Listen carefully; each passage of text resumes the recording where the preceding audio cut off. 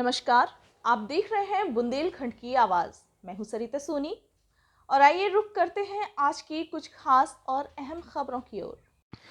उत्तर मध्य railway कर्मचारी संघ के जोनल संगठन मंत्री क्षेत्रीय रेल उपयोगकर्ता परामर्शदात्री समिति उत्तर मध्य रेलवे के सदस्य एवं भारतीय मजदूर संघ के जिलाध्यक्ष चंद्रकांत चतुर्वेदी ने अपने पुत्र आकर्ष के वैवाहिक आमंत्रण पत्र पर वृक्षों के महत्व को दर्शाने वाला स्लोगन लिखवाकर न केवल वृक्षारोपण की एक प्रेरणा देने का काम किया है, वहीं वैवाहिक चकाचौंध से हटकर समाज को जागरूक बनाने की भी प्रेरणा दी है।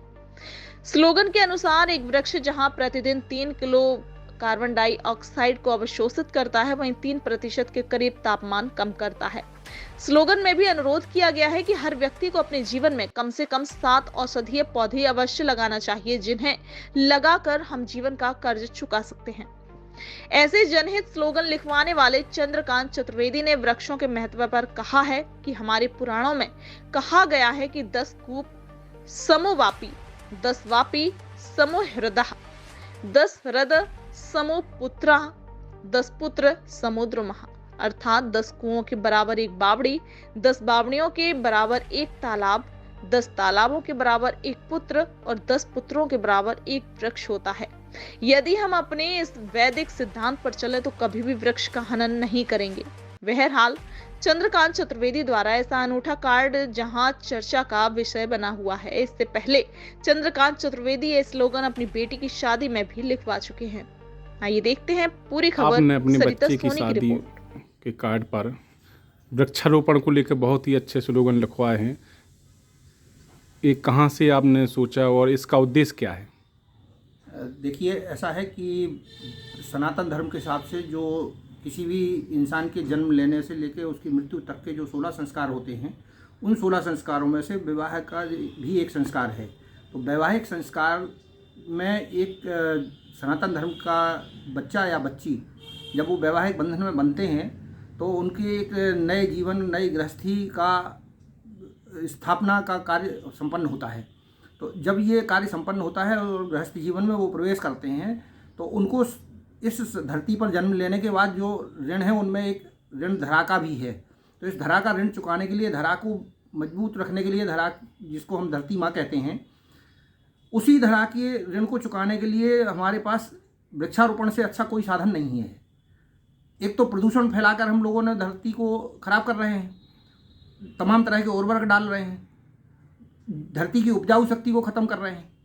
तो पर्यावरण का जो नुकसान कर रहे हैं उस नुकसान को ठीक करने के लिए वृक्षारोपण से अच्छा कोई साधन मेरी समझ में नहीं आया।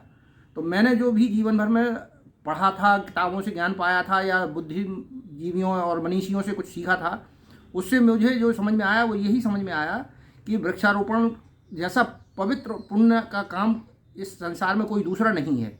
वृक्ष हमें वो शिक्षा देते हैं जीवन में कि जो निस्वार्थ भाव से खड़े हैं, ऑक्सीजन दे रहे हैं, फल दे रहे हैं, फूल दे रहे हैं। हम पत्थर मारते हैं, उनके फल फूल तोड़ लेते हैं, उस खा लेते हैं, हमारे भोजन का भी इंतजाम वृक्ष कर रहे हैं। मिनरल्स और विटामिन की भरपाई भी शरीर में हम ये वृक्षों से मिलने वाले फल कर रहे हैं। लेकिन फिर भी फल अपना काम नहीं छोड़ते, वृक्ष अपना काम नहीं छोड़ते और वो हमें फल देते हैं। वृक्ष से शुद्ध हवा मिलती है, वातावरण को शुद्ध करते हैं, धरती की उर्वरा शक्ति को बढ़ाते हैं, मिट्टी की उपजाऊ जो शक्ति है उसको बढ़ाने का काम करते हैं।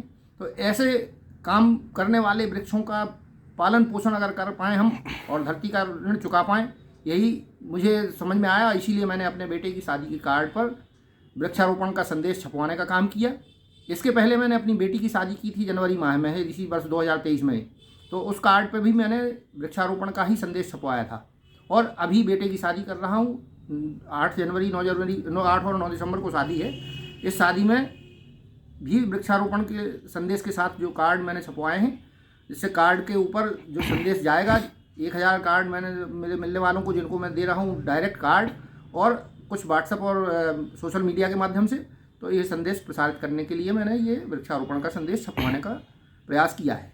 आज के दौर में जहाँ लोग महंगे महंगे कार्ड छपवा रहे हैं, उसमें पैसा बर्बाद कर रहे हैं, तो ऐसे लोगों के लिए आप क्या कहेंगे? मेरा कहना ये है कि धन की बर्बादी अनावश्यक रूप से न करें। केवल दिखावे के लिए आप धन का बर्बादी करने का काम करें और महंगे कार्ड खरीद कर उनको केवल एक अवसर के लिए उन कार्डों को छपवा के धन की बर्बादी करते हैं, जिससे कोई संदेश नहीं जाता है। कार्ड आदमी किसी के भी, जिसको आप अपने परिजन को कार्ड देते हैं, उस कार्ड को देखता है और उसमें तारीख नोट करता है, उसके बाद वो कार्ड रद्दी में चला जाता है। पर्यावरण को नुकसान भी पहुंचाता है और धन की बर्बादी होती है, तो उसको रोका जाना चाहिए। इसीलिए मैंने ये एक नया कॉन्सेप्ट लेते हुए इस तरह का कार्ड बनवाने की कोशिश की। हम अपने बेटे की शादी गायत्री मंदिर से कर रहे हैं। गायत्री मंदिर से शादी का पूरा कार्यक्रम दिन में होगा। गायत्री मंदिर से शादी करने के पीछे मेरा उद्देश्य ये है कि किसी तरह से धन की बर्बादी ना हो, अनावश्यक खर्चे ना किए जाएं।